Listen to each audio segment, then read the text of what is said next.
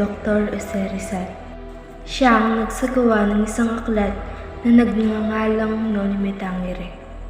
At ngayon, ipapakita ko sa inyo ang piling mga kabanata na mahalagang pangyayari kay Maria.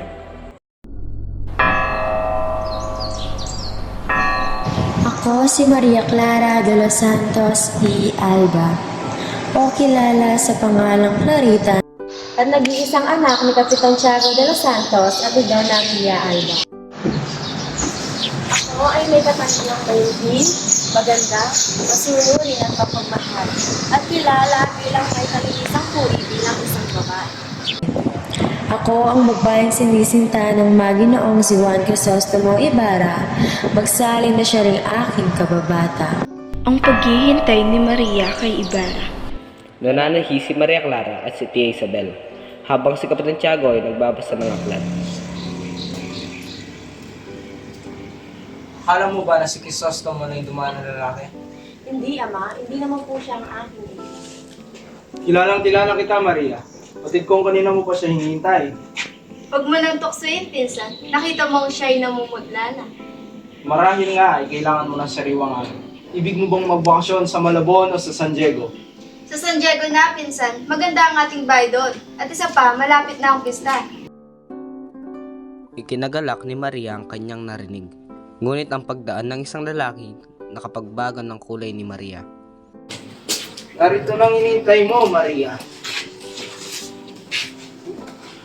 Pumunta sila Ibarra at Maria sa azotea. Hindi mo ba ako nakalimutan na nagtungo ka sa ibang bansa? Batid kong madaming magagandang dalaga roon. Hindi kita nakalimutan, Maria. Sa katunayan nga ikaw ay lagi nasa aking alala. Ipinangako nga sa harap ng bangkay ng aking ina na wala na akong iibigin at paliligayahin, kundi ikaw lamang. Ako din, hindi ako nakalimot. Kahit na pinapayuan ako ni Padre Salvi, nakalimutan na kita. Ang unang suliranin. Nananangis si Maria Clara dahil pinagwala na silang magkita at magkusap ni Crisostomo habang hindi pa inaalis ang eskomunyon sa binata dahil sa nangyari kay Padre Damaso. Ana, Maria, huwag ka mag-alala, susulat tayo sa baba at magbibigay ng malaking limos. Madali namang mapapatawad sa Ibarra, sapagkat hindi naman namatay si Padre Damaso, nawalan lamang siya ng malay. Tahan na, Maria. Ako na ang gagawa ng paraan para magkausap kayo ni Ibarra. Dumating si Kapitan Tiago at kinausap si Tia Isabel. Ano ba ang nangyari? Inuutusan ako ni Padre Damaso na sirain ang kasunduan ng pag-iisang dibdib ni Maria Clara at Crisostomo Ibarra. At kung hindi, ay mapapurusahan ako. Hindi lamang dito, hindi pati na rin sa kabilang buhay. Pinagwikaan din ako ni Padre Silvia ng ganyan. Pinagtapat ko sa kanila na may utang ako kay Ibarra ng 50,000. Ngunit, ano daw ba ang mas importante sa akin? 50,000 o ang buhay ko'y kaluluwa? Kamag-anak si Padre Damaso na darating mula sa Europa at siya ay inilaan upang maging katipan mo. Ang pangungumpisal. Nakaupo si Maria Clara sapagkat ito ay nabinat sa pangungumpisal. Nagpamisa si Kapitan Tiago sa lahat ng mapaghimalang santo. Dahil nga ang sakit ni Maria Clara ay mula sa sama ng loob ng pista. Marahil na, mabuti na lamang at hindi niyo ipinahintulot na magkusap sila ni Ibarra. Kung hindi, baka naman napahanas ko. Kung hindi sa amin, hindi gagaling si Clarita. Bumalik si Maria dahil sa pangungumpisan sapagkat luminis ang kanyang buti. Basahin ninyo ang banal na aklat at malalaman niyo maraming bumalik sa pangungumpisan. Ihanda niya si Maria ngayong gabi. Sumulat ba siya? Hindi, marami pa itong inano. Ang sabi lamang niya ay lalakarin sa arsibispo na maalis ang kanyang sigarilyo. Maria, maganda ka at pag-isan kang iyong gabi.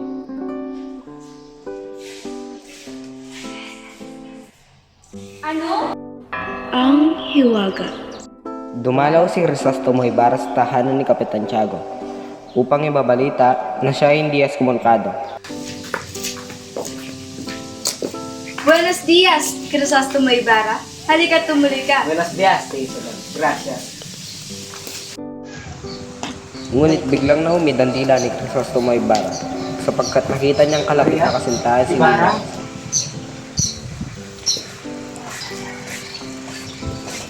Pasensya na sa akin biglang pagdalo. Nais ko lamang kapatid sa inyo na hindi ako kaskomunikado. Sa ibang araw ko na lang ipapaliwanag ang lahat. Pwede ba kitang dalawin bukas? Ang kasal ni Maria. Dumating si Linares at Doña Victorina sa bahay ni Kapitan Tiago upang pag-usapan ang kasal ni Maria Clara. Magandang hapon, Kapitan Tiago. Magandang hapon din sa inyo. Maupo kayo. Ano niyong sadya? Narito ako ngayon upang pag-usapan ang kasal namin ni Maria Clara. Ang sinadya nga ho namin ay tungkol kay Clarita. Kailangan ituloy ang pag-isang dibdib ni Maria Clara at Linares. Yanda mo na ang loob ni Maria Clara sapagkat siya ipapakasal na sa loob ng maikling panahon. Isang bangka ang paparating mula sa bahay ni Kapitan Tiago. Ang isa sa dalawang lalaki ay bumaba ng bangka.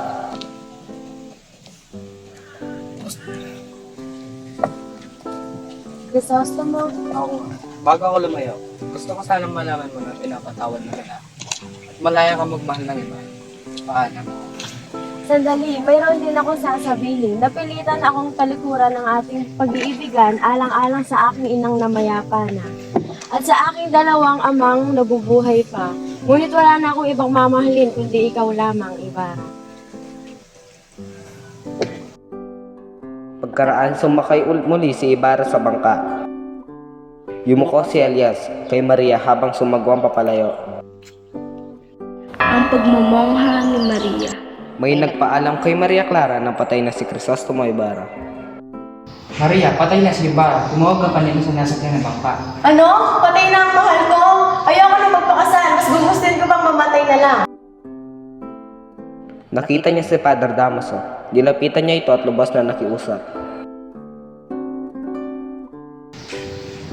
Ama, pagbigyan mo ako, mas nanaisin ko pang pumasok sa kumbento at maging madre. Pakiusa, pahintulutan mo ako, kung hindi magpapakamatay ako. Diyos ko, magmongha ka, huwag ka lang magpakamatay. Dumating si Padre Salvi sa kumbento. Daraon si Maria Clara at unting-unting lumapit ito sa kanya. Maria, Bitawan mo ako. Maria, napakaganda mo. Sa akin ka na lang sana. Pakiusa, Patuloy ang paggalaw ni Padre Salvi sa kanya. gubayan mo ako. Maria, Lumayo ka sa akin. May mamamatay sa ating dalawa kapag lumapit ka. Maria, pasensya na. Magdala lang ako ng aking gandaan.